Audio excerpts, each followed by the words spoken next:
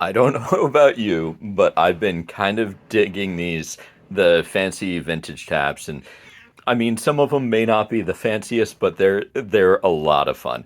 And I just recently covered this Budweiser one, but I've got this super awesome one from Busch.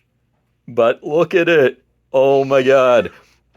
This is definitely one of the smaller tap handles that I've seen in the past, and for a little bit of comparison, this is kind of a normalish size tap. It's a little bit on the larger side, or it's not on the smaller side, but it's about normal size. And then as another comparison, we've got this Budweiser one, which is a smaller tap handle, and with this one by comparison, oh, it's a pretty tiny tap. But let's get into the details a little bit. If you're looking at it in comparison to my hand, normal size hand, it's it's tiny. And so this actually being on tap is just a kind of funny thought, just because you'd have to be really up close to it to actually notice it, which is one of the reasons why a lot of times people will do the larger taps. But this one, it's still an absolutely great one, and there's a couple of things to call out on it. First of all, just the overall size of this core portion is incredibly small. Uh, Looking at it, you can see, oh, there's actually a tiny little bit of damage there. That's a little bit of a bummer, but it's still a cool tap. And it looks like that's wood. Yeah. Um, and then that actually means that this is probably a fairly thick coat of paint that it has over it. And then if you look at this, it looks like this is painted on, which is pretty cool.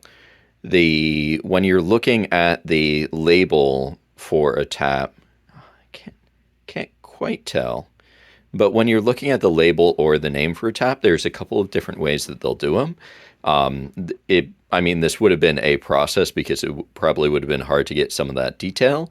But so by that, I mean not hand painted on, but still would have been painted or applied. There's a couple of different ways that you can get the label or the name on there. Sometimes it'll be a paint process that goes on there to get that name. Other times it'll be a sticker that kind of is painted over a layer. So you've got a sticker that goes on that has the name, and then you've got a paint layer that goes over there, kind of makes it blend in. And then other times you'll just have a straight up sticker.